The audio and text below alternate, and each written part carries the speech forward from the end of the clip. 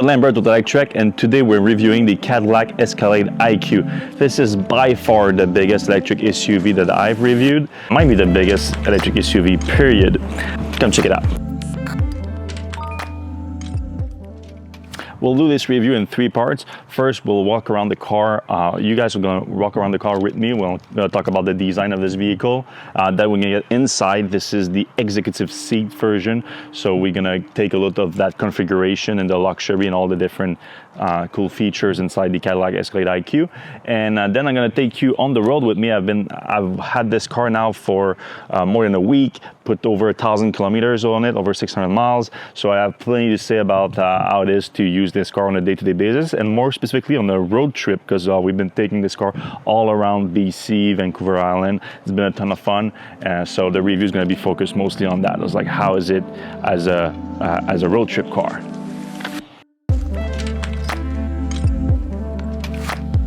Let's start with the front end of the Escalade here, because I think it's a very interesting one. A lot of people that have been asking me about this car is like, is it electric? Obviously, the size of the SUV itself makes you have some doubts, because like you've never seen an SUV that big that's all electric. But also the front end, look at all these air intakes in the front here on the sides. They make you think that, you know, there's a giant engine in there, but there's none. In fact, there's a giant frunk on this thing. Oh, I should have unlocked it. There you go.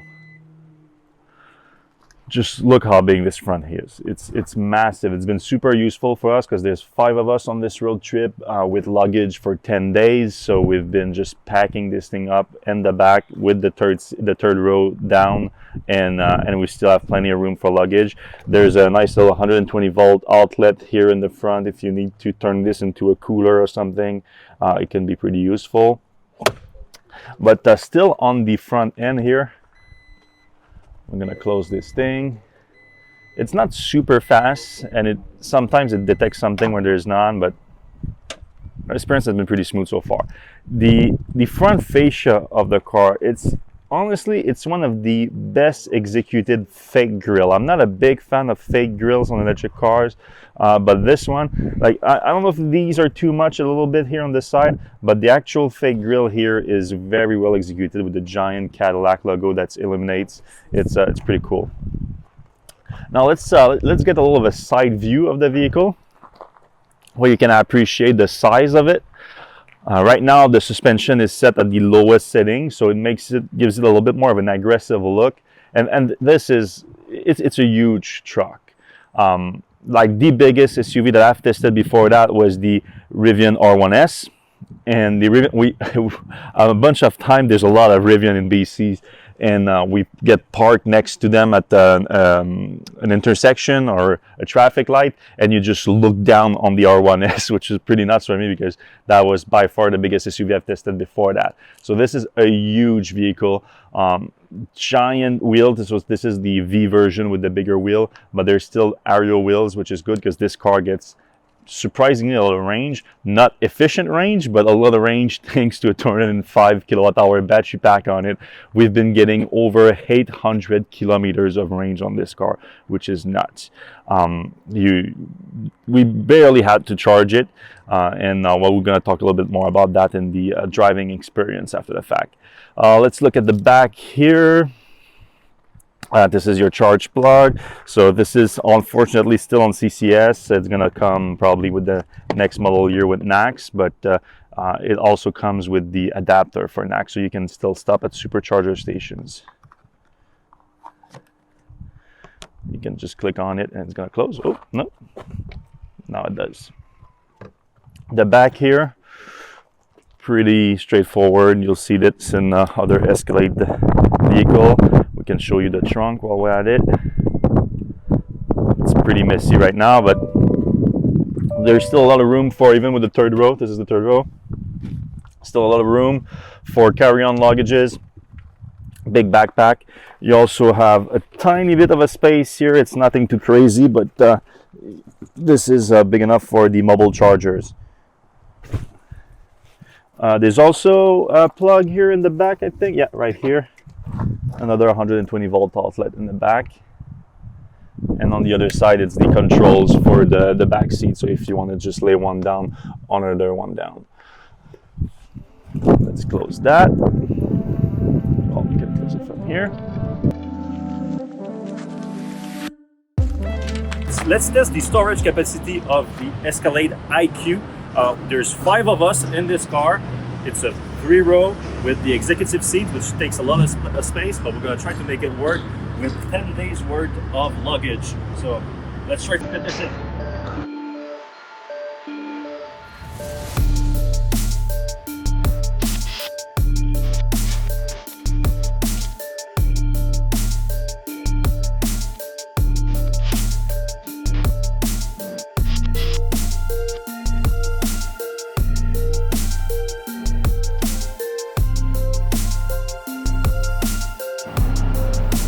That's pretty tight.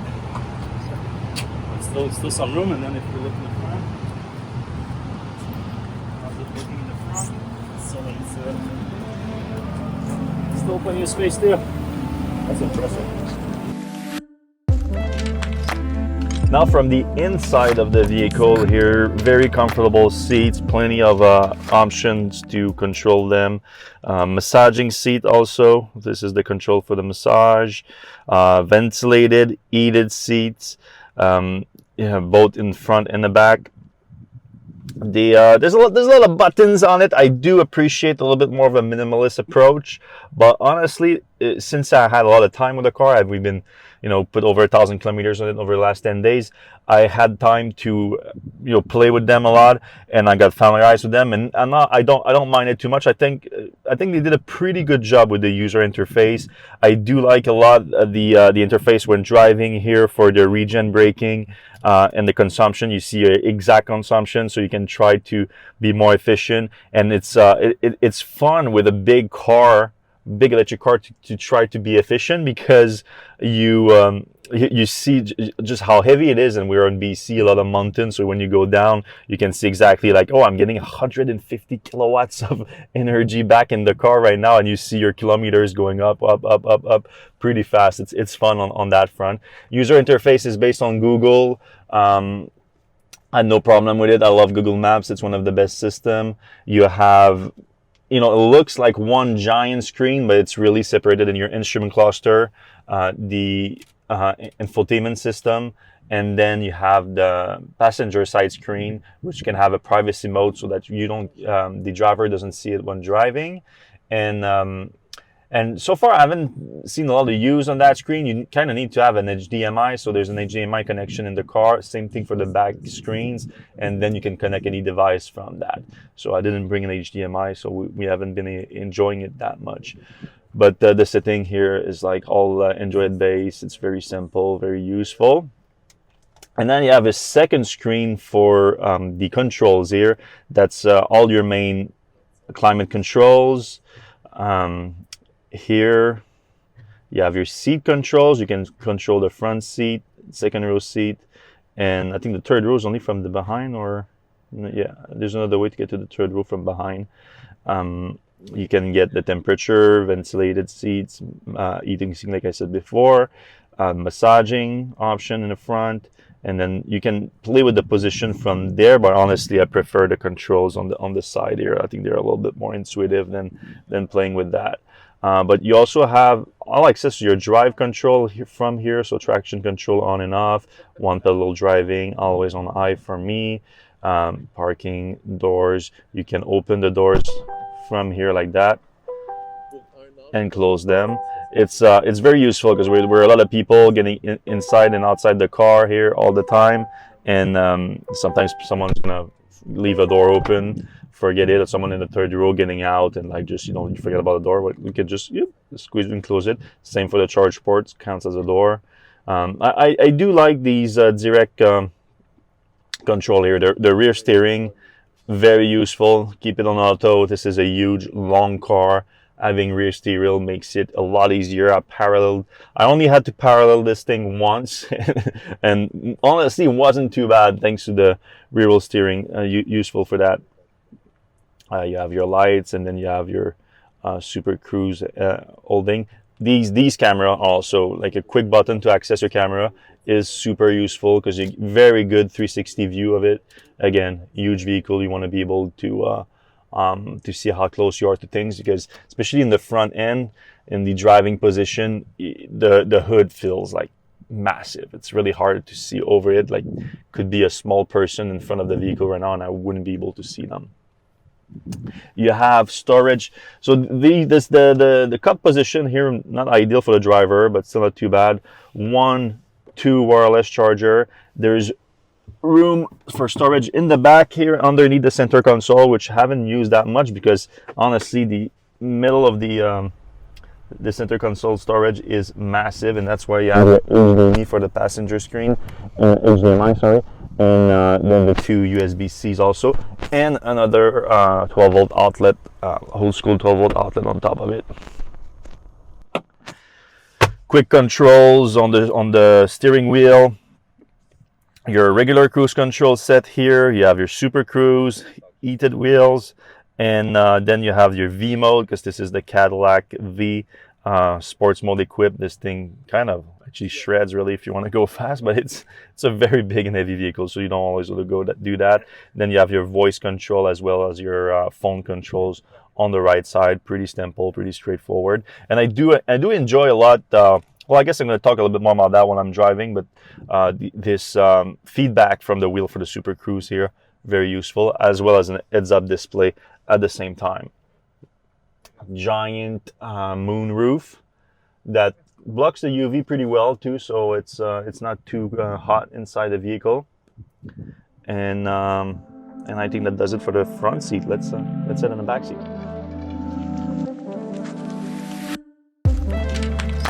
All right, now we're getting into the second row seats of the Escalade IQ, and this is the Escalade IQ with the executive seat options. So that means you have this giant center console, for better or worse, but you get basically the same seats in the front, heated, ventilated, massaging. Very cool. You can also control the door. Whoop, it changed right when I was about to do it, but you can control the doors from here, you can close them. Even though those are a little bit easier to reach than the front doors because they're a little bit smaller.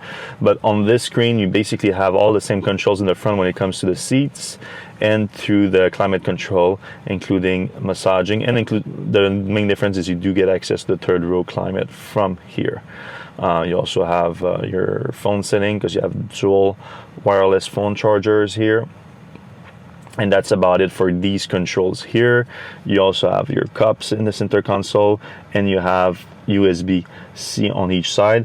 There's something else in the center console I'm going to show you in a second, but before that, these screens here. So on top of the middle screen, you have personal screens for each sides, and this screen, much like the front passenger screen that I told you, if you want a source input for video or something, that's going to be through the HDMI system. So you can put like a gaming console, a laptop, an iPad, or whatever you want. You can literally put a gaming console here because you have a lot of place in the bottom of the center console here, and that's why the HDMI inputs are. And you also have an outlet, a power outlet here, so you can put like a little Xbox and play on that screen. And you can have your own headphones. So you can either use the cabin speaker or you can use Bluetooth headphones, and that's going to result in people, the driver, the front passenger, listening to music while you do your own thing in the back here.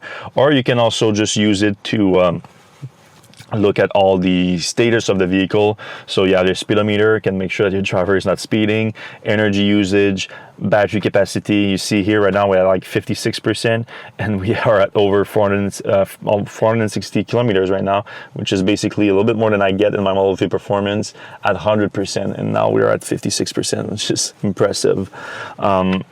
Yeah.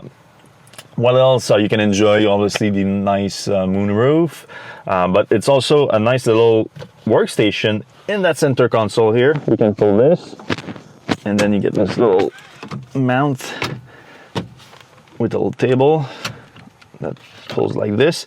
And I used this a couple of times because I'm still working a little bit during this road trip, this vacation, and I have a friend of mine that's driving. I can pull out my laptop here and connect to the Wi-Fi hotspot that's in the car and literally work on the road fairly easily. It's super useful for that. A very comfortable spot to work at, especially with this little table here. and you put it back like this. Then finally, you have the third row seats. The third row seats are, it's a big SUV, but it's always a little bit limited in space, the third row. You still have some decent leg room, but we had someone that's like 6'2", 6'3", that was in the back there. It's not the most comfortable, but you can still fit. Again, this is the executive seat version of the IQ. You can get this with 2 seats in the second row, but no center console. That leaves a lot more leg room for the people in the back. So if you're going to use the third row a lot, probably go with the regular 2-seat second row. If your main goal is to be super comfortable in the second row, then I definitely recommend the executive seats, especially with the ventilated seats, speakers everywhere. It's very, very comfortable. Now let's get on the road. All right, now for the driving portion of the review. I want to preface this by saying that this is by far the biggest SUV period that I've driven. Even though I review cars for a living, I review only electric cars, and this is the biggest electric SUV they ever made. So take that in mind when I discuss about like some of the cons of just driving a bigger vehicle. I don't know if they necessarily would apply to other SUVs this big. Because the second biggest SUV that I've driven now is the Rivian R1S, and as I mentioned previously, this is much bigger, or at least especially much taller. So my main complaint about this is the suspension. This has a very advanced active air suspension, and it's very useful in many ways, especially for efficiency, lowering it at highway speed. You don't get a crazy efficiency on this car because it's still super heavy, but you get some decent improvement from that. However, when it comes to cornering, at even at lower speed, you get that boat-like feeling still, which I know it's hard to get away from that the bigger the vehicle, but I feel that a lot. Now, on top of the caveat of me not being used to bigger SUVs, we have only been testing this around Whistler in BC and Vancouver Island, so it's a lot of twisty roads all around, so you experience this a lot more. In the front, it's not too bad. In the second seats, it's get a little bit worse, not too bad, but then in the third rows, we had someone in the third row all week, and we've been fighting to not get in the third row because it gets a little bit tougher on motion sickness. But yeah, other than that, you get 750 horsepower with the Velocity mode, so even though it's a big, heavy electric vehicle, it still get that little peppiness that you like from EVs when you want to just get ahead of someone on the highway, you want to pass someone, you getting to merge on the highway, you still get that even of a SUV of that size. Again, this is the V Sports version of the Escalade IQ, so you get the fastest version here. The most striking thing about this vehicle, though, is undoubtedly the energy capacity and its range. You get 212 kilowatt-hour battery pack with 205 kilowatt-hour usable in this. So they're quoting this at 760 kilometers of range for 460 miles or so. EPA estimated rating. We are getting over 800 on the dashboard estimated range here, but we've put on this trip here 1,803 kilometers right now, and we're getting an average efficiency of 3.3 kilometers per kilowatt hour of energy capacity. So that's 205 times 3.3, so you're closer to 680 than 760. But again, there's 5 people in the car, there's luggage for 5 people, we've been using climate control. I've been driving a little bit more spiritedly at times to get to where we need to on times, like we had to catch a ferry, so my driving was not as efficient, but still, there's a way to drive this, extremely heavy vehicle somewhat efficiently, because even though it is crazy heavy, the regen braking gets more efficient the heavier it is. So right now we're going a little bit downhill, and I'm using 5 kilowatts to drive this car at 87 kilometers an hour. So it's pretty efficient. And if I was to let go just a little bit, already getting 54 kilowatts of energy back in it, because the motor is trying to slow down a super heavy vehicle going at high speed, and that's like charging at a fast charging station just by slowing down a little bit. It's pretty impressive on that front. So I'm confident that if I was to, not even to hyper mileage this truck, but just to try to drive it a little bit more efficiently, you can get 800 kilometers out of this fairly easily, and that's something to say about an SUV that big. So even though I have some problem with the level of comfort of the suspension, it compensates with the level of comfort and luxury at the seat level, at the cockpit level, so I don't have too many complaints on that front. My main complaint overall with this truck so far as a road trip vehicle has been the charging experience. So again, with 800 kilometers or so range, you don't have to charge it too much, but you know, we've been kind of adding up the mileage over the last 10 days. So we had to do a few stops, and we weren't lucky about charging at our overnight at the location where we stopped. So we had to use some fast charging stations. And we had some bad luck. We stopped at an Electrek Canada station where the two 350 kilowatts stalls were not working. We had to settle for 150, which is not too bad, but even that stopped working after a 20% charge or so. I had to go back, plug it back in, and then start it again. So that happened twice actually during our trip. Out of the 3 times really that we stopped to charge, that happened twice. I don't know if it's the car the problem or the charging station, because again, like the Electrek Canada, charging station were not working too. So that might be it. But again, the charging, can be the charging issues can also be due to the network issue, so it's not really a car problem. When it comes to the car and the range situation, it is truly impressive, because look, this morning we were setting out to do about 2 hours and 30 minutes of driving, and we started out the trip at 50% state of charge. Normally, you know, with an EV, if you're going to be driving more than 2 hours, you're going to have to think about charging at some point at your destination. But we're going to arrive at our destination with still 32% of range of state of charge capacity, and that's going to be over 200 kilometers of range. So we're going to be pretty good at the destination. So that alone is truly impressive for a vehicle of this size. But again, it shows at the end of the day that you can do a large SUV fully electric. You just need to pack a lot of batteries in it. And for a higher end vehicle like the Escalade, it makes sense, because other vehicles at a lower price range, trying to stack 212 kilowatt hour of battery packs in it, it's going to be expensive. It's not going to be a financially viable vehicle. But this is a $130,000 US vehicle, like closer to 200,000 Canadian. It starts to make sense there. Now, as battery prices come down, you're going to be able to stack that kind of battery pack in cheaper vehicles. So it's kind of hopeful for the EV market on that front. That was it for our review of the Cadillac Escalade IQ. If you did enjoy it, please give us a thumbs up, subscribe, whatever it is on the app you're watching. I hope you enjoyed it, and we're going to see you same place, same time next week. Bye-bye.